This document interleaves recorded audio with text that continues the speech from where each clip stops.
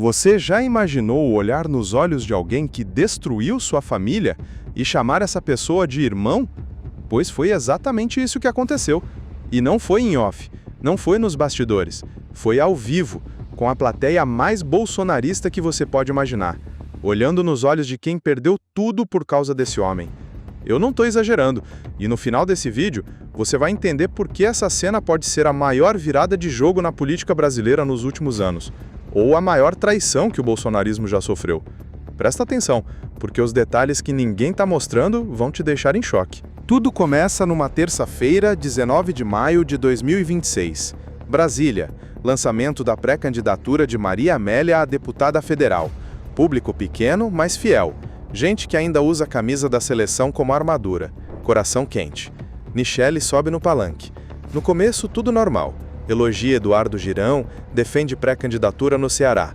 Roteiro esperado. Até que ela solta a bomba. Alexandre de Moraes, é meu irmão em Cristo. Silêncio.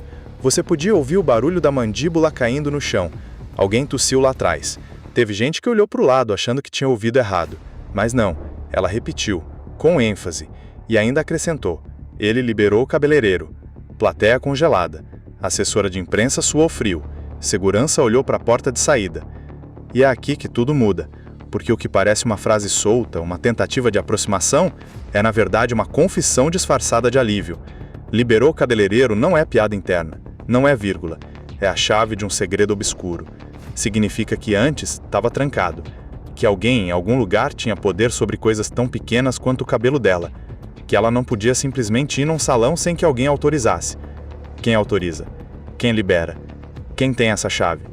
O mesmo homem que, segundo o bolsonarismo mais radical, destruiu o projeto de poder deles. Só que existe um detalhe, e esse detalhe muda tudo. 7 dias antes desse discurso, no dia 13 de maio, aconteceu uma cerimônia no TSE. Posse do ministro Cássio Nunes Marques na presidência. Tapete vermelho, segurança de sobra, Michele estava lá. Normal, ela é ex-primeira-dama. Só que as câmeras do Metrópolis registraram o momento. Ela viu Alexandre de Moraes, andou até ele e deu um abraço. Não daqueles abraços sociais, rápidos, de político. Foi um abraço longo, daqueles de sinto sua falta, e um beijo no rosto. Foi afeto. Na hora, a internet explodiu. Bolsonarista chamou de falsa, antagonista chamou de oportunista, mas ninguém, absolutamente ninguém, entendeu o que realmente estava acontecendo. Porque o que ninguém sabia naquele momento é que 7 dias depois viria o segundo ato. E aí a situação fica muito, muito mais grave. Você precisa entender o contexto que os jornais não estão mostrando. A semana entre o beijo no TSE e o irmão em Cristo não foi uma semana qualquer. Foi a semana em que novos áudios do Flávio Bolsonaro vazaram. Conversas com Daniel Vorcaro, presidente do BRB, áudios que, segundo fontes, podem comprometer ainda mais a família. No mesmo dia do discurso de Michele, jornalistas perguntaram para ela sobre esses áudios. Sabe o que ela respondeu? Tem que perguntar para ele. Seco, rápido, olhar desviado, corpo fechado. Quem conhece linguagem corporal sabe, aquilo não era ignorância, era proteção. Ela sabe o que tem nos áudios e não quer tocar no assunto. Mas o detalhe mais perturbador é outro. No dia 15 de maio, 2 dias após o beijo no rosto de Moraes, Jair Bolsonaro completou mais um mês na prisão, preso por ordem do mesmo ministro, por causa da Operação Marés. Você lembra da Marés? A operação que investigou a tentativa de golpe? A que prendeu general, ex-ministro, assessor direto? A que virou o acampamento do QG do Exército de cabeça para baixo? Pois é, o algoz que mandou prender o marido dela agora é irmão em Cristo. Se isso não é um sinal de que o jogo mudou completamente, eu não sei o que é. E é aqui que a ficha começa a cair. Pensa comigo por um segundo. Será que Michele está traindo o legado do marido? Ou será que ela está fazendo exatamente o que ele não conseguiu fazer? Negociar a própria sobrevivência.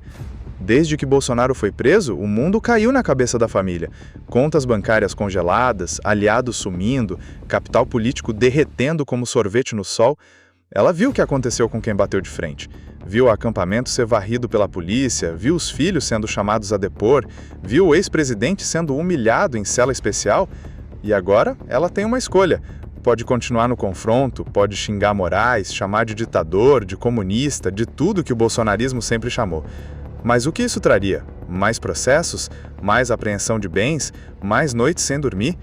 Ou ela pode se aproximar.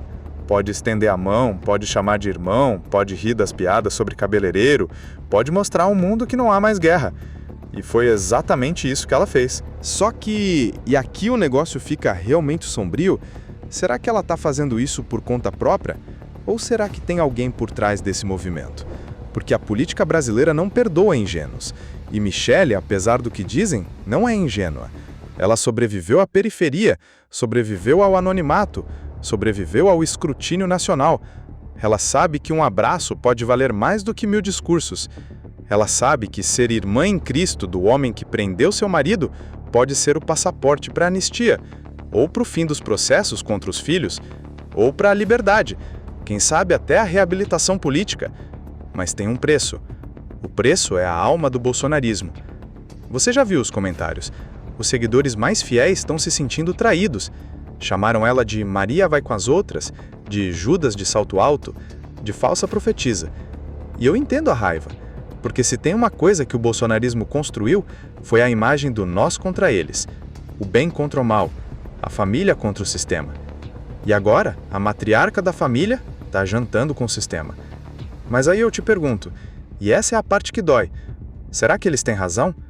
Ou será que Michelle está sendo mais corajosa do que todo mundo? Porque tem uma coisa que ninguém fala, e talvez seja a verdade mais incômoda de todas.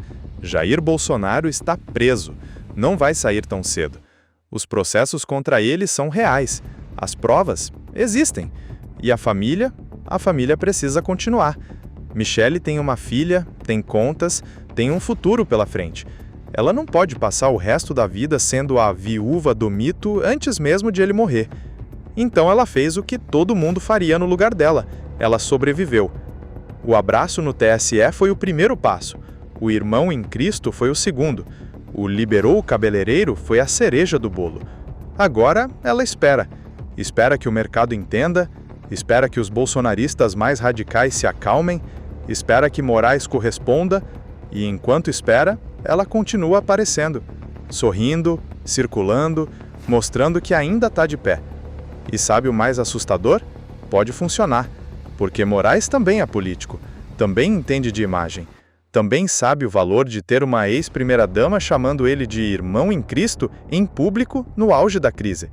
Isso desmonta a narrativa de perseguição. Isso enfraquece o discurso de ódio. Isso mostra que, no fim, todos são farinha do mesmo saco. E aí? A grande questão que fica no ar e que vai definir os próximos anos? Se um dia Bolsonaro sair da prisão, se ele olhar nos olhos da mulher que chamou o algoz de irmão, o que ele vai ver? Ela vai explicar que foi estratégia? Que foi necessário? Que foi para proteger a família? Ou ele vai ver o que nenhum homem quer ver? Que no jogo da sobrevivência, até o amor tem limite? Você, no lugar dela, teria abraçado? Teria beijado? Teria chamado de irmão? Pensa bem, porque a resposta diz mais sobre você do que sobre ela. Ela está errada ou ela é a única sensata na sala? Me conta nos comentários, porque esse debate está só começando. Se inscreva no canal para receber atualizações de última hora e deixe seu like nesse vídeo para ajudar a causa do povo. Até a próxima!